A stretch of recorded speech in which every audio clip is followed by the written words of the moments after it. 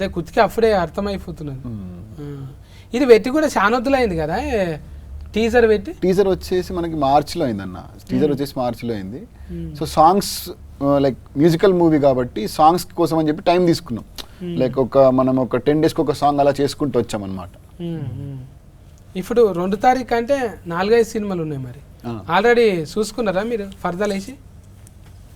చూసుకున్నాం అన్న, సినిమా చూసుకున్నాం. మంచి నమ్మిక వచ్చేసింది. అందరికి తోలుకొచ్చి చూపెట్టిరు పెద్ద పెద్ద వాళ్ళందరికీ. అందరికి చూపించామన్న. నడమ సఫర్లు కొడుతురా లేకపోతే అయిపోయినాక కొట్టిరా? నడమలో నవ్వుతున్నారు, సైలెంట్గా ఉన్నారు, ఫీల్ అయ్యారు. లాస్ట్లో ఎమోషన్గా ప్రశాంతంగా ఫీల్ అయితే బాగుంది అని చెప్తున్నారు. చాలు, అన్ని రకాలు ఉండాలి. గుండెకోసారి, నెత్తికోసారి, మూతికోసారి పని ఉండాలి.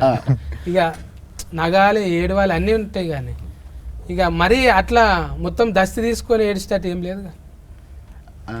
అది ఆడియన్స్ చెప్పాలని నేను చెప్తే వీడు ఎక్కువ అంటే సముద్రం ఎక్కువ చూపించినాం. మళ్ళా హీరోయిన్ దగ్గరగా ఉంటుందా అది?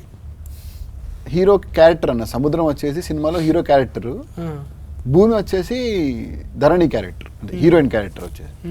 సో వీళ్ళిద్దరి మధ్యలో కథ, అంటే సముద్రం భూమి ఎప్పుడు కలుస్తుంది అనేది కథ యాక్చువల్గా. మన బ్రహ్మాజీ అన్న కూడా ఉన్నారుగా.